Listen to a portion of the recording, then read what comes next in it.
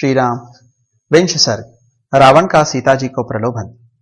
राक्षसियों से घिरी हुई दीन और आनंद शून्य तपस्विनी सीता को संबोधित करके रावण अभिप्राय युक्त मधुर वचनों द्वारा अपने मन का भाव प्रकट करने लगा। हाथी की सूंड के समान सुंदर जांघों वाली सीते, मुझे देखते ही तुम अपने स्तन और उदर को इस प्रकार छिपाने लगी हो मानो डर के मारे अपने को अदृश्य कर देना चाहती हो। किंतु विशाल लोचने, मैं तो तुम्हें चाहता हूं, तुमसे प्रेम करता हूं। समस्त संसार का मन मोहने वाली सर्वांग सुंदरी प्रिये, तुम भी मुझे विशेष आदर दो, मेरी प्रार्थना स्वीकार करो। यहां तुम्हारे लिए कोई भय नहीं है। इस स्थान में न तो मनुष्य आ सकते हैं, न इच्छानुसार रूप धारण करने वाले दूसरे राक्षस ही। केवल मैं आ सकता हूं, परंतु सीते, मुझसे जो तुम्हें भय हो रहा है वह तो दूर हो ही जाना चाहिए। भीरु, तुम यह न समझो कि मैंने कोई अधर्म किया है। पराई स्त्रियों के पास जाना अथवा बलात् उन्हें हर लाना यह राक्षसों का सदा ही अपना धर्म रहा है, इसमें संदेह नहीं है। मिथिलेश नंदिनी, ऐसी अवस्था में भी जब तक तुम मुझे न चाहोगी तब तक मैं तुम्हारा स्पर्श नहीं करूंगा, भले ही कामदेव मेरे शरीर पर इच्छानुसार अत्याचार करे। देवी, इस विषय में तुम्हें भय नहीं करना चाहिए। प्रिय, मुझ पर विश्वास करो और यथार्थ रूप से प्रेम दान करो। इस तरह शोक से व्याकुल न हो जाओ। एक वेणी धारण करना, नीचे पृथ्वी पर सोना, चिंतामग्न रहना, मैले वस्त्र पहनना और बिना अवसर के उपवास करना, ये सब बातें तुम्हारे योग्य नहीं है। मिथिलेश कुमारी, मुझे पाकर तुम विचित्र पुष्पमाला, चंदन, अगुरु, नाना प्रकार के वस्त्र, दिव्य आभूषण, बहुमूल्य पेय, शैया, आसन, नाच गान और वाद्य का सुख भोगो। तुम स्त्रियों में रत्न हो, इस तरह मलिन वेश में न रहो, अपने अंगों में आभूषण धारण करो। सुंदरी, मुझे पाकर भी तुम भूषण आदि से असम्मानित कैसे रहोगी? यह तुम्हारा नवोदित सुंदर यौवन बीता जा रहा है। जो बीत जाता है वह नदियों के प्रवाह की भांति फिर लौट कर नहीं आता। शुभ दर्शने, मैं तो ऐसा समझता हूं कि रूप की रचना करने वाला लोक सृष्टा विधाता तुम्हें बनाकर फिर उस कार्य से विरत हो गया, क्योंकि तुम्हारे रूप की समता करने वाली दूसरी कोई स्त्री नहीं है।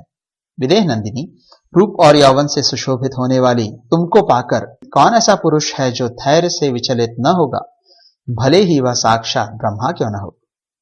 चंद्रमा के समान मुख वाली सुमध्य में मैं तुम्हारे जिस जिस अंक को देखता हूं, उसी उसी में मेरे नेत्र उलझ जाते हैं।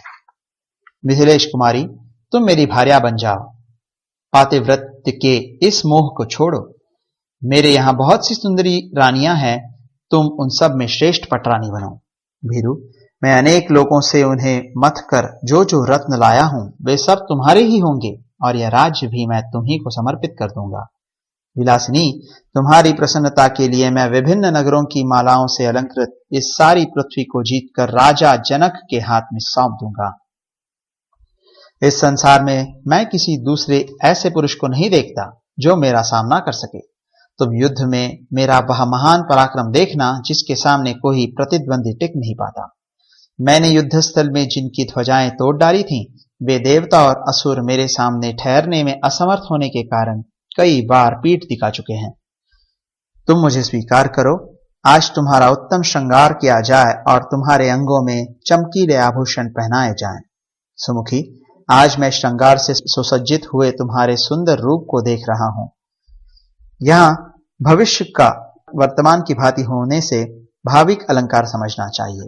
अब आगे, तुम उदारतावश मुझ पर कृपा करके श्रृंगार से संपन्न हो जाओ। भीरु, फिर इच्छानुसार भांति भांति के भोग भोगो, दिव्य रस का पान करो, विहरो तथा पृथ्वी या धन का यथेष्ट रूप से दान करो। तुम मुझ पर विश्वास करके भोग भोगने की इच्छा करो और निर्भय होकर मुझे अपनी सेवा के लिए आज्ञा दो। मुझ पर कृपा करके इच्छानुसार भोग भोगती हुई तुम जैसी पटरानी के भाई बंधु भी मनमाने भोग भोग सकते हैं। भद्रे, यशस्विनी, तुम मेरी समृद्धि और धन संपत्ति की ओर तो देखो। सुभगे, चीर वस्त्र धारण करने वाले राम को लेकर क्या करोगे? राम ने विजय की आशा त्याग दी है। वे श्रीहीन होकर वन वन में विचर रहे हैं, रथ का पालन करते हैं और मिट्टी की वेदी पर सोते हैं। अब तो मुझे यह भी संदेह होने लगा है कि वे जीवित भी हैं या नहीं। विदेह नंदिनी, जिनके आगे बगुलों की पंक्तियां चलती हैं, उन काले बादलों से छिपी हुई चंद्रिका के समान तुमको अब राम पाना तो दूर रहा, देख भी नहीं सकते हैं। जैसे हिरण्यकशिपु इंद्र के हाथ में गई हुई कीर्ति को न पा सका, उसी प्रकार राम भी मेरे हाथ से तुम्हें नहीं पा सकते। मनोहर मुस्कान, सुंदर दंतावली तथा रमणीय नेत्रों वाली विलासिनी भीरु जैसे गरुड़ सर्प को उठा ले जाते हैं, उसी प्रकार तुम मेरे मन को हर लेती हो। तुम्हारा रेशमी पीतांबर मैला हो गया है, तुम बहुत दुबली पतली हो गई हो और तुम्हारे अंगों में आभूषण भी नहीं है, तो भी तुम्हें देखकर अपनी दूसरी स्त्रियों में मेरा मन नहीं लगता। जनक नंदिनी, मेरे अंतःपुर में निवास करने वाली जितनी भी सर्वगुण संपन्न रानियां हैं, उन सब की तुम स्वामिनी बन जाओ। काले केशों वाली सुंदरी जैसे अप्सराएं लक्ष्मी की सेवा करती हैं, उसी प्रकार त्रिभुवन की श्रेष्ठ सुंदरियां यहाँ तुम्हारी परिचर्या करेंगी। शुभ्रु, सुश्रोणी, कुबेर के यहाँ जितने भी अच्छे रत्न और धन हैं, उन सब का तथा संपूर्ण लोकों का तुम मेरे साथ सुखपूर्वक उपभोग करो। देवी, राम तो न तप से, न बल से, न पराक्रम से, न धन से और न तेज अथवा यश के द्वारा ही मेरी समानता कर सकते हैं। तुम दिव्य रस का पान, विहार एवं रवन करो तथा अभिष्ट भोग भोगो। मैं तुम्हें धन की राशि और सारी पृथ्वी भी समर्पित किए देता हूं। ललने, तुम मेरे पास रहकर मौत से मनचाहे वस्तुएं ग्रहण करो और तुम्हारे निकट आकर तुम्हारे भाई बंधु भी सुखपूर्वक इच्छानुसार भोग आदि प्राप्त करें।